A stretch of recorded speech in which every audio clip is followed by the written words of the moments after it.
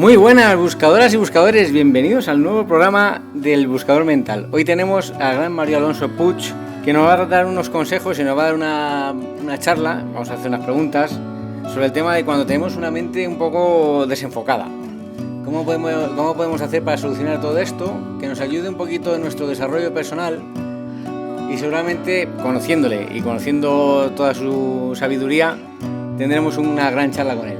Así es que no lo perdáis, pero antes, como siempre, suscribiros, dar muchos likes y dejar vuestros comentarios. ¡Empezamos! Doctor, ya sabemos que para que nuestro cuerpo esté bien físicamente hay que entrenarlo, hay que afinarlo, hay que tenerlo al día porque si no pues vienen lesiones, vienen problemas de salud. Pero, ¿y cómo sabemos? ¿Qué sabemos de la mente? ¿Cómo hacemos para que la mente esté enfocada? ¿Cómo sabemos si no está enfocada? Bueno, sabemos que la mente está desenfocada por múltiples estudios que demuestran que al menos el 47% del tiempo estamos totalmente desenfocados.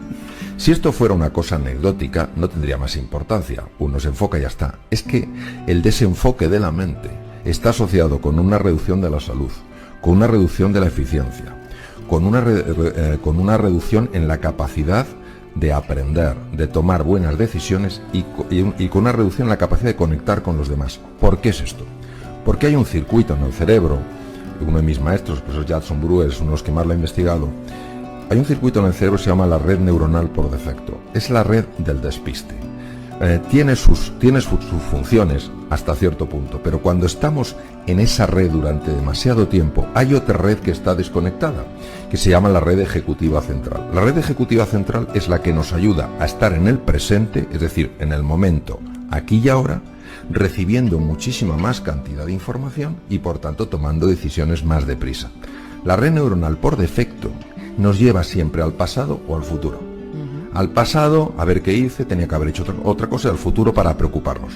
Cuando uno aprende a controlar la atención, que no es someter la atención, es enfocar la atención, se ve que hay un cambio en el circuito. La red neuronal por defecto empieza a apagarse y la red ejecutiva central se activa. Esto se ha asociado con mejoras en la salud, potenciación del sistema inmune, mejoras en la eficiencia, mayor sensación de bienestar y mayor conexión. De hecho, a la red neuronal por defecto, digamos la red del despiste, hay una frase que es a wandering mind is an unhappy mind, es decir, sería una mente que divaga es una mente infeliz. Por eso es tan importante entrenarlo y porque hoy en día que vivimos entre pantallas, el grado de déficit de atención que se está captando en niños y en adultos es absolutamente descomunal. Y es muy importante entender que en la raíz de eso está nuestra dificultad para enfocar la atención. Por eso es tan importante leer libros. No digo mi libro, un libro. Leer libros, porque el libro te obliga a mantener la atención. Obviamente no digo leer un libro que resulte insufrible, digo un libro que tenga por lo menos algo de atractivo e interés para el lector y mantenerse ahí en lugar de decir, ya estoy cansado, me voy a ver qué hay en internet. No, es el aguantar ahí, ir adiestrando, ir potenciando ese circuito, porque si nos damos cuenta estamos constantemente moviendo la atención de una pantalla a otra y es mentira, radicalmente mentira, que la multitarea sea algo que el ser humano está preparado para hacer. No es verdad. La atención es una capacidad del cerebro humano que cuando nosotros la dividimos, es decir, si yo en lugar de prestar atención solo a, divido entre A y B, digo, no, yo puedo estar en A y B, no. Cuando estás en A, no estás en B. Cuando estás en B, no estás en A. O sea, la alucinación es que estoy en los dos. No es verdad. Si estás en A, plenamente en A, captarás información que no puedes captar si estás, aunque sea a gran velocidad, pasando a B. Las pantallas nos hacen ir constantemente de A a B. Por eso creo honestamente que la lectura de los libros es uno de los mejores entrenamientos. Y entiendo que hay que volver a esa lectura. El entrenamiento del alma, en este sentido, es el entrenamiento de esa musculatura que nos ayuda a reconectar con eso que para mí es sagrado. Un ser humano es sagrado, los demás son sagrados, la naturaleza es sagrada. La meditación lo que hace es silenciar ese ruido mental, esa jaula de grillos que tenemos en la cabeza, que hace, aunque no nos demos cuenta porque actúa muchas veces a nivel del inconsciente, hace que no nos queramos, que no queramos a los demás y que no queramos a la naturaleza. Por eso, entre los ejercicios que yo sugiero está el ejercicio de la gratitud. La gratitud ha sido muy estudiada, por ejemplo, en la Clínica Mayo, uno de los mejores hospitales del mundo, en Rochester, Minnesota, Estados Unidos. La gratitud, es decir, por la mañana antes de levantarse, cuando uno se acaba de despertar, pensar 5 personas o 5 cosas por las que te tienes que sentir agradecido. Eso se ha estudiado en múltiples investigaciones y se ve que tiene un impacto en el cuerpo. Por ejemplo, regulación de la tensión arterial en personas hipertensas, mejora del control de la glucosa en personas diabéticas. Dar paseos por la naturaleza, hay que salir al campo, respetar el campo, no tirar papeles en el campo, no tirar latas. El bosque no es indiferente a nuestros descuidos, a nuestra desidia. Luego, también la generosidad, es decir, no solo pensar qué puedo sacar yo de aquí, sino qué puedo poner aquí. La cordialidad, sobre todo con personas que tienen distinta forma de pensar, distinta cultura, distinta educación. ¿Por qué tienen que ser menores que yo? ¿O por qué tienen que ser mayores que yo? Somos iguales en este sentido. Entonces, esa cordialidad, esa empatía y desde luego la compasión, que la compasión no es la lástima, la compasión es el deseo real de poner esa empatía en acción. Es decir, ves a alguien que se siente solo, que se siente aislado, que se siente poco valorado y en lugar de decir, bueno, es su problema, tú haces algo, lo que puedas, donde estés, como puedas, para ayudar a esa persona a reducir su sufrimiento. He de recordar que ha habido sonrisas, lo digo en serio literalmente, que han evitado suicidios. ¿Por qué? Porque una persona que está en su momento más bajo, que ha perdido toda la confianza en sí misma y en el mundo, si se encuentra con alguien, aunque sea un extraño, que tenga un mínimo gesto de afecto, de cordialidad, una sencilla sonrisa, quién sabe el impacto que eso puede tener. Y de hecho sabemos por personas que han escrito en distintos sitios que una sonrisa, estoy acordando de una persona que está decidida a suicidarse, una sonrisa por parte de un extraño, en este caso una mujer, ante una torpeza de él, que lo lógico es que hubiera desencadenado una reacción iracunda por la otra persona, lejos de encontrarse con una reacción iracunda, se encontró con una sonrisa. Ese hombre decidió no suicidarse y escribió una carta a un periódico en Estados Unidos explicando su caso. Totalmente, doctor, totalmente. En su libro hay una frase que dice, cuando no puedes más, es cuando más tienes que poder. ¿Qué quiere decir con esto? ¿Qué nos enseña ahí? Una de las personas, aunque soy poco conocedor de su obra, pero sí me he acercado a mi manera a su obra, es Santa Teresa de Jesús. Santa Teresa de Jesús, Santa Teresa de Ávila, hablaba mucho de esto, aunque no pueda, aunque duela. ¿De qué habla? Vamos a quitar el contexto religioso, vamos a hablar de un contexto muy humano. Nosotros no somos quienes creemos que somos. Los límites que padecemos y sufrimos en la vida no son límites que correspondan a nuestra naturaleza. Hay una estructura mental que es como una especie de software virulento que hace que nos veamos como no somos. En cuanto empezamos a salir de esa estructura mental, empezamos a rozar los límites. Imaginémonos que estamos cruzando la línea del horizonte. Pues nos entra la angustia, el miedo al vacío, como hace 500 años que pensaban que tras el precipicio había dragones. Y nos echamos para atrás. Pues no, en ese momento donde crees que no puedes más, que tienes miedo, que te sientes incompetente, que te sientes desesperanzado, que te sientes solo, que ves que todo se te hace grande, en ese momento hay que estirar un poquito más, atreverse un poquito más en aquellas cosas que en tu vida tienen sentido. Porque al atreverte ocurre una cosa singular, que es que te das cuenta de que sí que se puede. Y entras en contacto con un mundo que está más allá del mundo mental y que es el mundo real. Y el mundo real es infinitamente más benévolo que el mundo mental. Y voy a poner un ejemplo. En una situación que no es nada fácil, que es la pérdida de un ser querido. Y la persona diría, por favor, el mundo real, a esta persona tan joven, yo hace poco perdí un queridísimo amigo, en nada, se nos fue nada. Es el mundo real, pero ¿cómo va a ser benévolo el mundo real? No. Nosotros no entendemos desde la mente el mundo real, no entendemos por qué gente tan extraordinaria se va tan pronto. Pero fijémonos lo que puede hacer el mundo mental. El mundo real ves una pérdida, duele, es difícil. Uno tiene que superar el proceso duelo. Pero imaginemos lo que puede hacer el mundo mental. ¿Por qué esta persona que era tan buena? ¿Por qué esta persona que era? ¿Por qué nos ha ido alguien que era más malo? ¿Por qué no sé qué tal cual?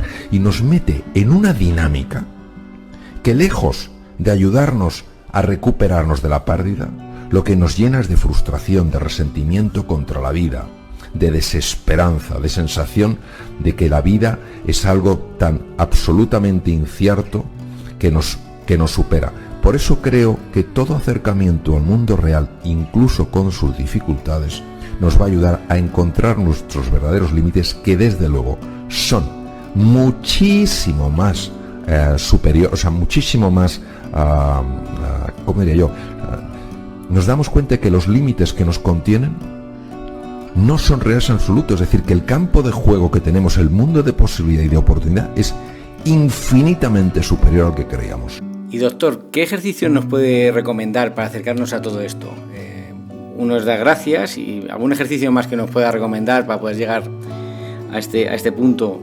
¿Cómo podríamos hacerlo? Vamos a ver, y lo voy a explicar en muy poco tiempo.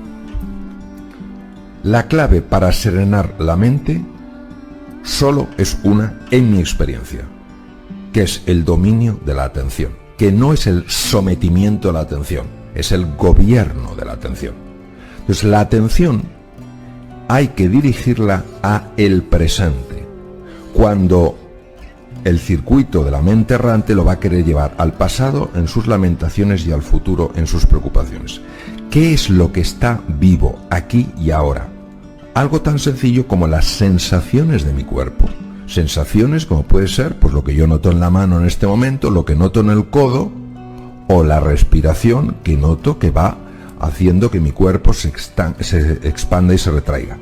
El simple hecho de llevar la atención unos minutos a esas sensaciones que expresan la existencia de un cuerpo que está vivo en el presente, tienen en sí la capacidad de reducir la actividad de la mente errante, del circuito neuronal por defecto, y activar el otro circuito. Si esto es tan fácil, si esto es tan sencillo, ¿por qué nadie lo hace? Porque desde el punto de vista de la mente condicionada, esto no tiene ningún sentido. Vamos a ver, estas prácticas tienen 2500 años mínimo de haber existido. Ya en el Bhagavad Gita de hace 3000 años ya se habla del problema de la mente, pero fue el príncipe Sakyamuni Gautama Siddhartha, el primer Buda, Sakyamuni Buda, el que descubrió que la mente es caótica, y cuando la mente es caótica genera todo tipo de problemas, y que la forma de serenar la mente era el dominio de la atención. ¿Cuál ha sido la dificultad? Porque esto no se ha incorporado antes y porque ahora el mindfulness hace furor en los hospitales, en Silicon Valley, en las escuelas, en las universidades. Porque claro, todo el mundo atribuía esto a algo muy esotérico, muy de la religión budista, poco tiene que ver conmigo, es otra cultura, a mí esto incluso me repele. No, la ciencia empezó a estudiarlo hace 30 años, una serie de pioneros, y dijeron, vamos a ver si esto tan sencillo como es poner la atención en el cuerpo, en la respiración, tiene un impacto. Y yo personalmente, con uno de los pioneros en el mundo, Dr. Herbert Benson, que fue profesor mío, estábamos en el hospital, en el Deaconess de Boston. Yo estaba en trasplante hepático en aquella época y él estaba en lo que estaba, que era cardiología. Y hablábamos en su despacho, yo había bajado de mi departamento, estaba en el suyo, y me decía, mira Mario, nosotros estamos aplicando esto en enfermos con patologías cardíacas que requieren cirugía. Vamos a ver, cuando vamos a nuestra corpora hay que parar el corazón, hay que hacer una cirugía, la que sea, una válvula, un bypass coronario, y luego tienen que ir a la UBI. Claro, en la UBI uno de los problemas, y lo sé por cuando yo estaba como uno responsable de la UBI en Estados Unidos, cuando venían los enfermos con cirugía cardíaca, pues la cantidad de arritmias que pueden hacer, muchas no tienen mucha importancia, pero algunas sí son muy severas.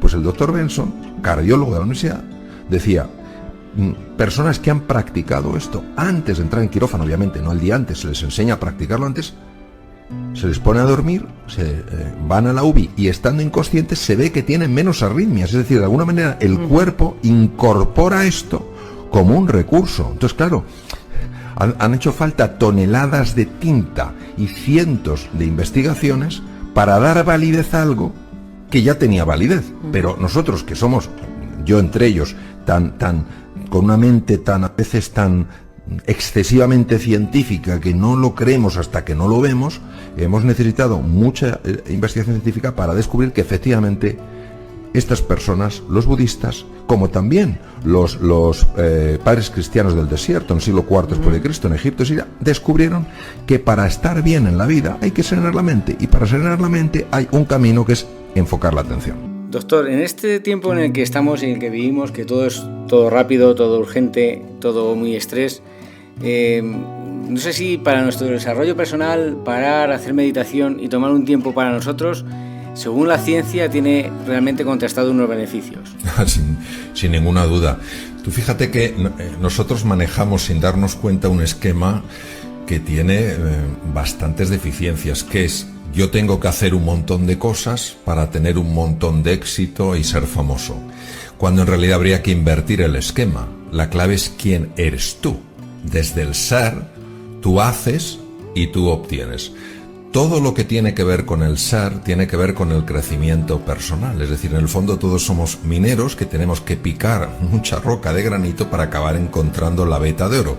La veta de oro siempre estuvo en la mina. Lo que pasa es que nosotros solo veíamos lo superficial, que era, obviamente, la piedra de granito. Cuando uno solo ve la piedra de granito, dice: ¿con esto qué puedo hacer en la vida? Pues poco. Podré vender un poco de granito y obtener pues un cierto reconocimiento, un cierto dinero por este granito. Pero cuando uno descubre la veta de oro, ya sabe que puede hacer muchas más cosas con ese oro y obtener cosas radicalmente distintas a las que obtendría con el granito. El crecimiento personal, desde mi punto de vista, desde mi perspectiva, es el camino que te lleva del granito al oro. No te da el oro ya está, lo que te permite es descubrirlo. Y por supuesto, la ciencia en esto, de forma consistente, está demostrando que es así. Por ejemplo, todas las prácticas de silencio bien llevadas, que son camino hacia la veta de oro, se sabe perfectamente que cambian la arquitectura cerebral, pero además en tiempos que jamás se hubiera considerado posible. Se sabe también que potencian el sistema inmune, que es fundamental para hacer frente a cualquier tipo de enfermedad. Una persona que sea agradecida, que es otra forma de cavar en esa mina, una persona que sea agradecida es una persona que regula mucho mejor su tensión arterial y mucho mejor sus cifras de glucosa.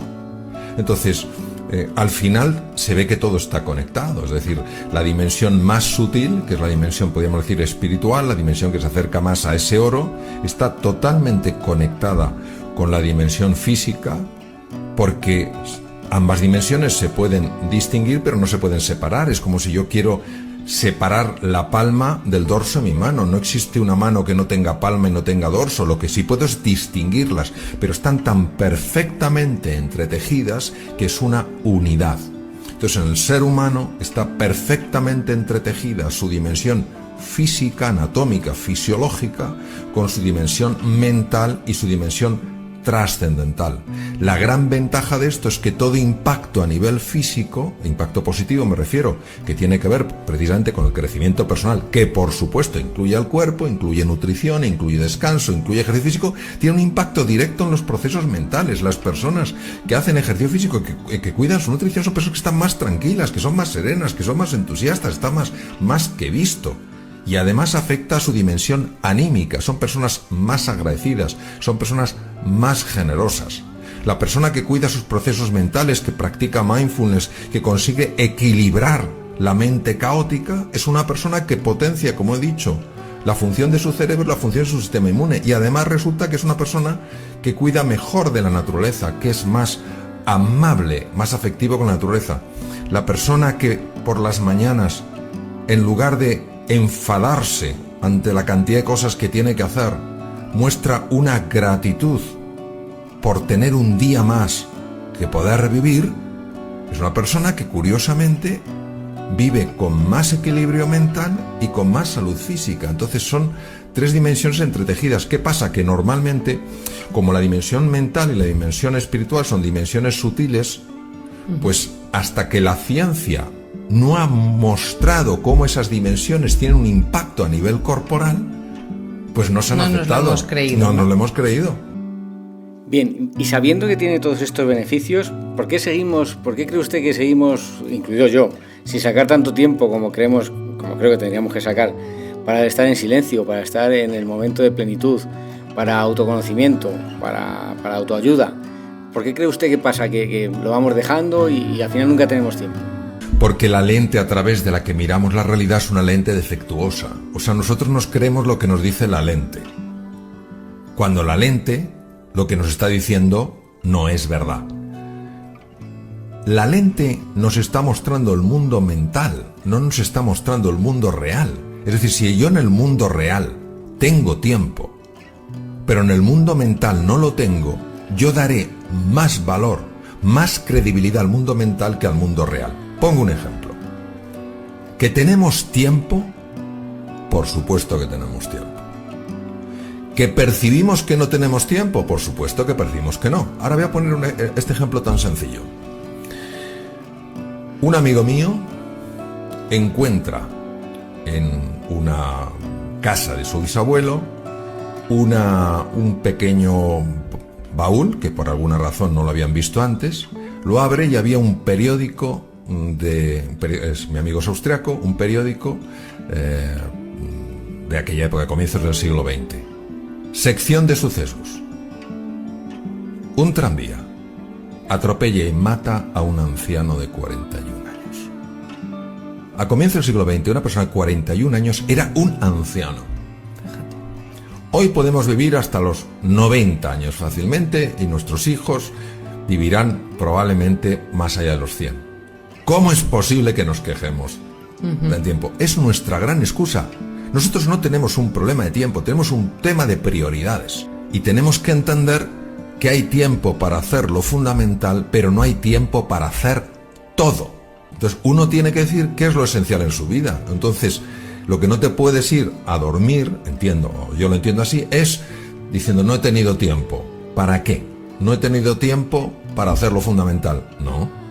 A lo mejor no has tenido presente lo que era fundamental en el tiempo que has tenido. Según le estoy escuchando, doctor, me viene una pregunta. ¿Por qué siempre lo que no es fundamental tiene como un hueco más grande o nos gusta más que lo que realmente sí es fundamental? Porque yo creo que nosotros en general no gestionamos nuestra propia vida. Todos tenemos un enorme condicionamiento mental a lo largo de generaciones. No es culpa de nadie, es responsabilidad de todos el cambiarlo. Y al final lo que vamos es siguiendo un poco lo que decía Sigmund Freud, ¿no? El ideal del yo. Para ser alguien en la vida tienes que hacer esto y esto. Para ser tal. Entonces buscamos una perfección que nos ahoga. Y perdemos lo que es el sentido de la realidad. Y nos vamos llevando por lo que es el paradigma dominante. Paradigma viene del griego, decir forma de ver, por la forma de ver dominante. Y por eso es tan triste que al final, cuando una persona está llegando al final de sus días, mire y diga, ¿cómo es posible que mi vida haya sido así? Entonces, lo que no acabamos de comprender con calado y con hondura es el poder que tiene la mente para gobernar nuestra vida. Y si no entiendes cómo opera tu mente, si no entiendes cómo tu mente puede ser condicionada, incluso manipulada, y no tienes esa decisión, yo voy a ser el capitán de mi vida, lo cual no quiere decir hacer nada absurdo, todo lo contrario, se trata de hacer cosas inteligentes que te traigan más salud, más bienestar, más prosperidad y más felicidad, no solo a tu vida, sino a la de tus seres queridos. Entonces vivimos atrapados en un espejismo sin ser conscientes de ello. Adam Smith, el gran economista, decía, el pez no sabe que está dentro del agua hasta que alguien le saca de ella. Vivimos dentro del agua pensando que es lo único que hay, que solo hay recursos ahí, que solo hay posibilidades ahí. Entonces hasta que un pececillo asoma la cabeza y dice, anda, si hay más cosas, si puedo elegir. ¿Y cómo llegar a ese cambio? En el de que, bueno, podemos decir que hacemos lo que practicamos, lo que hagamos, sin el resquemor o la preocupación de qué dirán, de si nos valorarán de una forma o de otra. ¿Cómo lo hacemos? Sí, vamos a ver, siempre nos va a importar la opinión de los demás. A mí cuando alguien dice, a mí lo que los demás opinen no me importa, no es verdad. No es verdad. A todos nos importa la opinión de los demás, y cuando alguien haces algo con interés, le pones cariño y a lo mejor la reacción es dura, claro que duele. El problema no es que nos importe, El problema no es que nos influya. El problema es cuando nos determina. Es decir, cuando tenemos tan poca autoestima que buscamos la estima en lo que otros nos estiman. Entonces, por eso es tan importante desarrollar una autoestima sólida, porque los demás te pueden estimar más o menos y eso te puede afectar más o menos, pero si te hunde, es que tú no has construido una sólida autoestima. Si tienes tal nivel de dependencia, llegarás a ahogar tu verdadera voz e incorporarás la voz de otras personas como si fuera la tuya. Entonces, en la base de todo es la autoestima, cuánto te quieres, que no tiene nada que ver con el ego, nada que ver, es lo opuesto. Cuánto te quieres, cuánto te valoras, cómo te ves. Entonces, claro, si esperas verte como otros te ven, tu dependencia será absoluta, sí te influirá como otros te ven. Lo importante es cómo te ves a ti, eso es lo más importante, cómo te ves a ti, y tienes que verte en la grandeza que ya tienes, en lo que ya eres. Yo creo que uno aprende a quererse más cuando se da cuenta de una cosa, que quien se cree que es no es quien verdaderamente es. O sea, vamos a suponer que yo creo que soy cobarde. Si yo creo que soy cobarde y lo tengo metido a nivel inconsciente, todos mis actos reflejarán esa cobardía. Yo mismo estaré limitando la capacidad de actuar de forma valiente en la vida. Y actuar con valentía también implica actuar con sensatez, no con insensatez. Si yo descubro que soy valiente, entonces de forma natural actuaré con valentía. Luego el camino es el camino de lo que creo al camino de lo que soy. ¿Qué es lo que nos ayuda? Lo primero que nos ayuda es dejar radicalmente de juzgarnos. A nosotros mismos. Dejar radicalmente de juzgarnos. Es decir, no es, ay, si yo no hubiera hecho esta tontería, ay, si hubiera dicho esto en lugar de esto. ¿Tienes una máquina para volver al pasado? No, entonces ¿para qué? Entonces, vale, esto ha sucedido, estos son los hechos. ¿Qué puedo hacer a partir de ahora? Es decir, primer tip práctico, deja de lamentarte. No tienes una máquina del tiempo que te permita volver a repararlo.